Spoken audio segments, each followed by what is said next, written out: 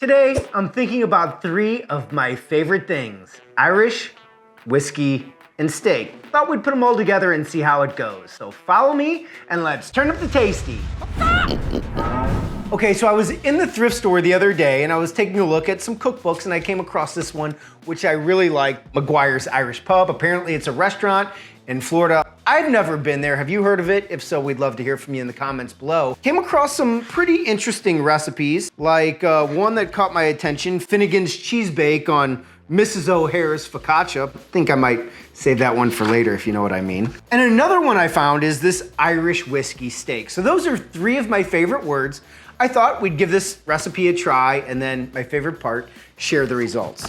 So I'll go ahead and put this up here. The camera can catch the actual ingredients as we go. The first thing that this calls for is a 2-pound flank steak. Well, I don't have a 2-pound flank steak. I have a 1-pound flank steak. So I'm gonna take all the directions in here, all the ingredients, and I'm gonna put them in half. The first thing we need to do is get some olive oil. This is half of 3/4 of a cup, whatever that actually measures out to.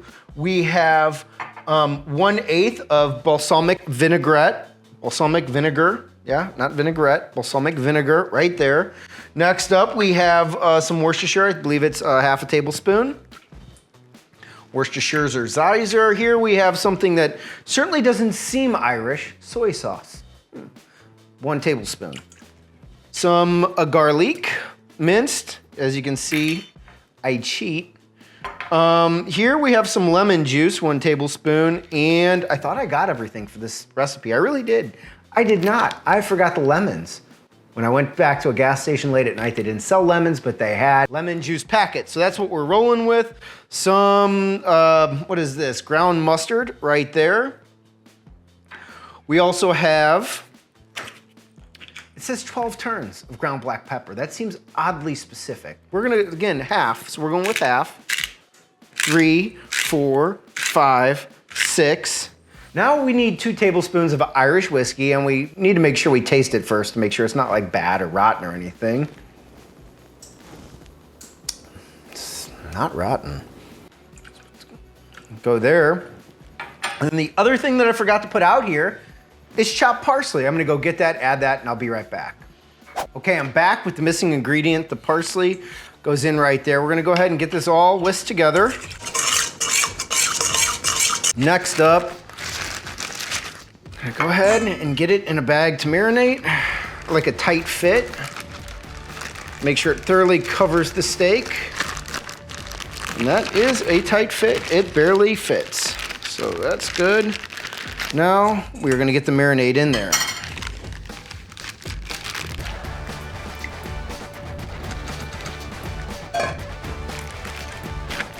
Great, so it kind of lays out flat. So here we have it. We have our Irish whiskey steak, or Irish steak with whiskey marinade, however you wish to say it.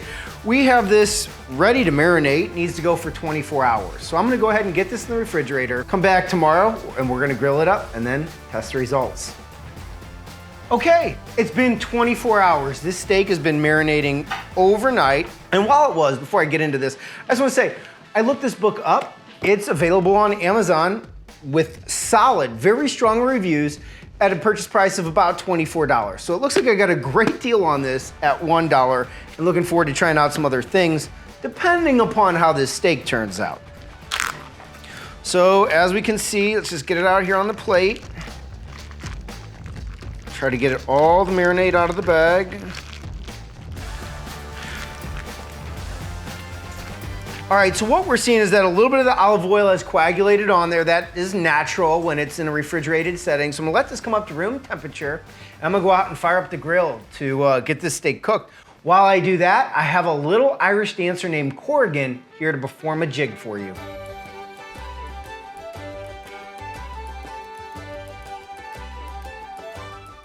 Okay, so we have this grill nice and hot. Let's drop the steak down.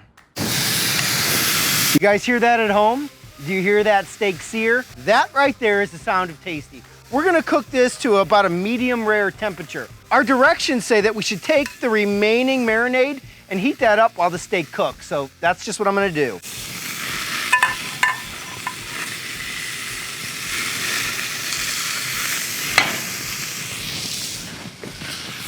Okay, that steak was cooking on that side for 3 minutes. We rotated it at 90 seconds. We're gonna do the same thing here. When it comes to internal temperature, remember an instant read thermometer is your best friend here. Make sure you get the steak perfect as you'd like it.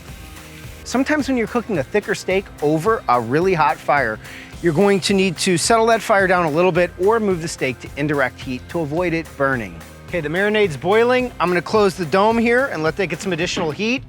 I'll be right back. All right, this steak still needs a few more minutes to get up to the desired internal temperature, so I'm gonna move it down here away from the direct heat. All right, guys.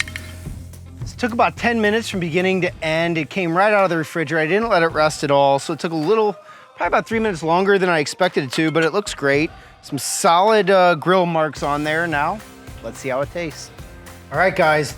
Took about 10 minutes to cook from beginning to end. It should be a nice rare to medium rare temperature based upon where I pulled it and how high it raised up after that. It smells delicious. I mean, it looks great. It smells absolutely delicious, but you know, so do chicken livers and they taste disgusting. Your tongue's flapping, but no noise is coming out of your big mouth. That's a joke, son. Let's cut into it first. And with flank steak, I always like to sort of cut at a bias here. Now this is thicker over here, thinner over there, so this thin side is just going to be more well done. That's unavoidable.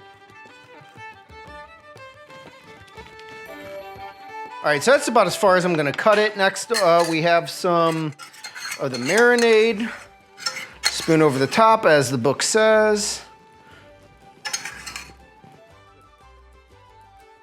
See if we can work this into a more manageable bite somewhere along the way. All right, here we go with the large fork.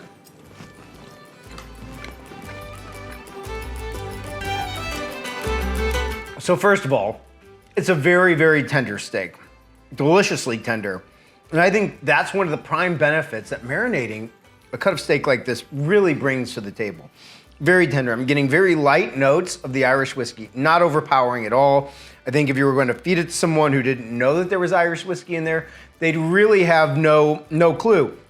I'm picking up subtleties from the lemon juice, also from the soy sauce and the Worcestershire sauce, as well as the garlic. I would say if there's one thing I would do different about this, for me, I think it's undersalted. That was a concern when I was going through the recipe. There was no salt in there. I thought maybe some of the soy and the Worcestershire would bring that out, but it didn't. Now, with that said, I do use low sodium soy sauce, but I think even if I used the entire thing, it wouldn't have been salty enough for my preference. So here we have some Molden salt, which is like this really flaky kind of salt. And you can see it just has more surface area. Let's just add a little to this.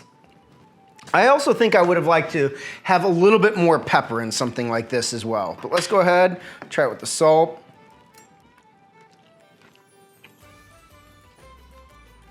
It's amazing. It's amazing to me what a little distinction like salt does to the overall flavor profile. I mean, salt and meat have gone together for centuries. It is a combination that has existed as long as man has been eating meat. And I think it's just what this recipe is, in my view, missing to make it from, well, above average, which I think it was, to great. Now, anytime you marinate anything, there's a level of preparation that goes into it, some forethought, and you know, meal prep is not my strongest category, but it's a good steak. I tried again, and I'm looking forward to trying many other of the recipes in the cookbook. Till then, I wish you all the luck of the Irish. I'll see you soon.